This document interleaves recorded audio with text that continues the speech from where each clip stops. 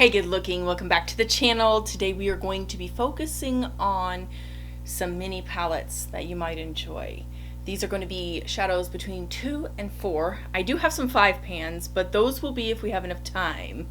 Alright, but I think I've got enough here to suffice for the time being. So if you like single eyeshadows with a side of palettes, makeup brushes and single, and some sunscreen, make sure you subscribe down below. Let's get into it. First up, I have this beautiful Rowan 1111 quad. Really like this. This is an all shimmer quad. The formula for this is extremely difficult to place. It's not a jelly type of shadow. It's not really cream, but a few of the shadows are cream based. Chow and Rosy are a little bit more of like a cream. But if I had to say, Situation and Hashtag both are, I don't know, almost kind of like, this one's like a pressed mica form. So I think it's Situation. Situation's more like a pressed mica form. And then the other three, so I guess Hashtag, Chow, and Rosy are all pretty similar. And then Situation's the only one that's a little bit different. It's a little chunkier. It's more like a mica fleck that's pressed together and has some sort of sticky binder, like a tacky binder almost, but not 100%. What I like about this palette here is if you are pairing this with a glittery multi-chromey type of shadow that is more sheer and like a wash of color that you're putting over the top, this provides almost a tacky base, but it also provides a little bit of pigment underneath as well. So not only do I like it for just an eyeshadow palette to take with me, and it's convenient and tiny and teeny, but it also provides kind of like a dual purpose in that regard. Next up, while we're into expensive eyeshadows, I have here the Natasha Denona Mini Gold Palette. This serves as a wonderful eyeshadow palette for those who like the Oscar the Grouch olive grungy greens. I haven't used this too much as this was gifted to me, but it has a perfect camel tan beige shade. It does lean on the warm side as well as this olive green, but this green here is, you know, quite olive, and it's just, I don't know what it is. It's beautiful. Then the gold gives it that like more sophisticated elevated look, so you can take it from grungy to gorgeous in a matter of one swipe. You really can. That's about all I have to say with the Natasha Denona Mini Gold Palette. I haven't used it too many times, but this is a mini gold. Oh, I guess it does have 5. Well, okay. Boy, I miscounted. So this is a mini palette with 5 in it. But the rest have 4, except the other mini palette that I have. While we're on the same topic, the Natasha Denona Mini Love Palette. I will say this and I'll say it again. I'm not a huge pink fan. I am not. But for $12.50, you get, you know, 5 Natasha Denona shadows that will be just as hard to pan as her 2.5 gram pans. And it's really truly a very beautiful look, especially for coming out of winter, getting ready to start into spring, you know, that Valentine's time period. I like this type of a shadow palette story.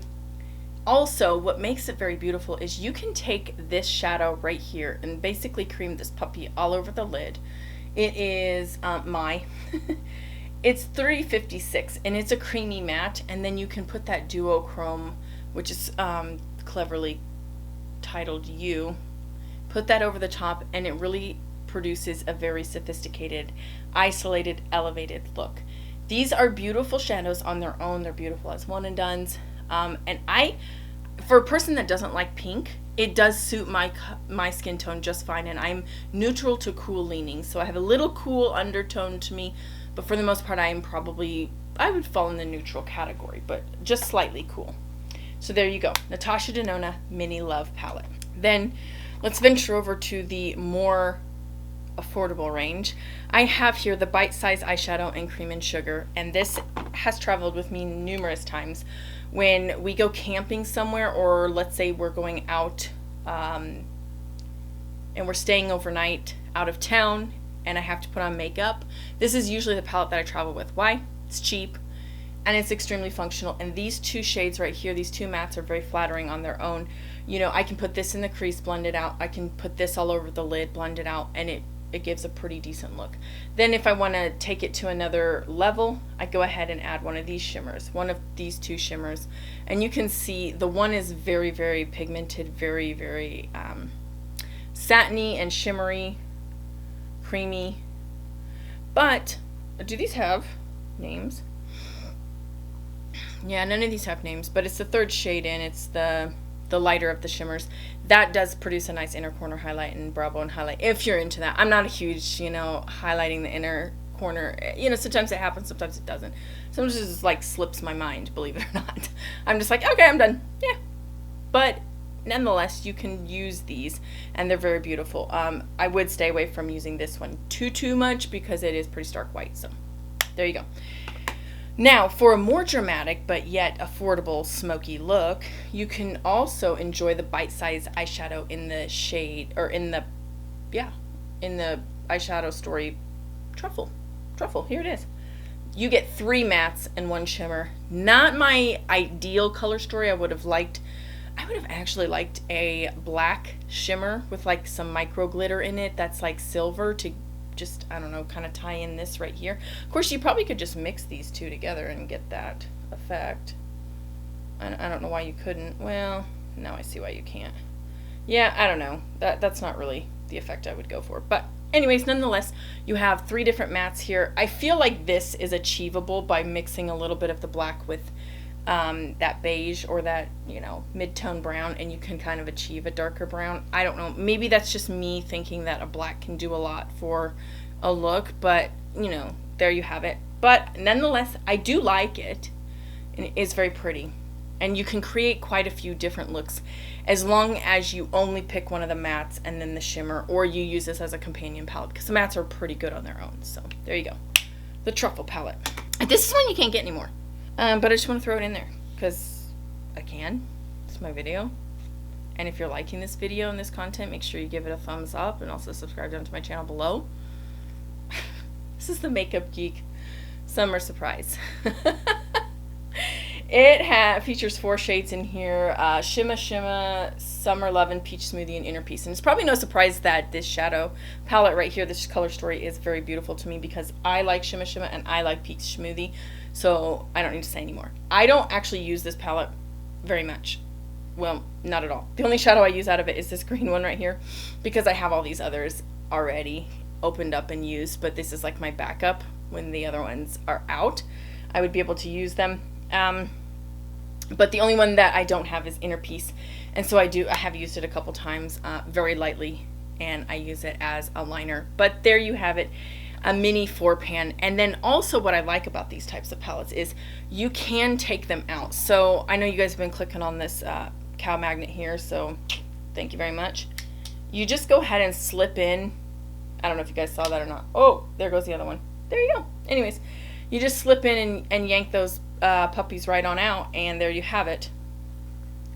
Now let's see if they just go right back in. Yeah, they kind of did. There you go. But anyways, you can just kind of take them out, and if you have any 26mm pans or smaller would also fit. This is a magnetic palette as well, so you could, you know, exchange as you wish. Any other Makeup Geek, any other Davina, any other ColourPop shadows, any 26 standardized millimeter pan will fit into this little quad here, and then you've got, you know, the sky is your limit at that point. So that's, I kind of wanted to mention it for that reason. And you know, I'm a single shadow lover, so there you go. Staying on the affordable realm, but actually a little bit pricier, but I really have a nice little formulation alert that I want to, you know, alert you to, is the Revlon So Fierce quads, and this is in Slight Flex, excuse me, Slight Flex. I saw So Fierce and then I said So Flex, so sue me. Anyways, this right here is a 4-pan of eyeshadows, and what's really unique about this is that it is unlike any other drugstore eyeshadow that I have seen recently, in the effect that it is a baked formula. You can tell because, well, I could tell because when I went to the store to pick them out, I remember picking up one of them and the shadow was actually broken, and the pan resembled that of my Pat McGrath, so I knew it was baked. It's a baked formula. So that's kind of cool, right? I mean, it lends to a different type of formulation, and the shades are actually really kind of neat. They're a little bit more on the sheer translucent side.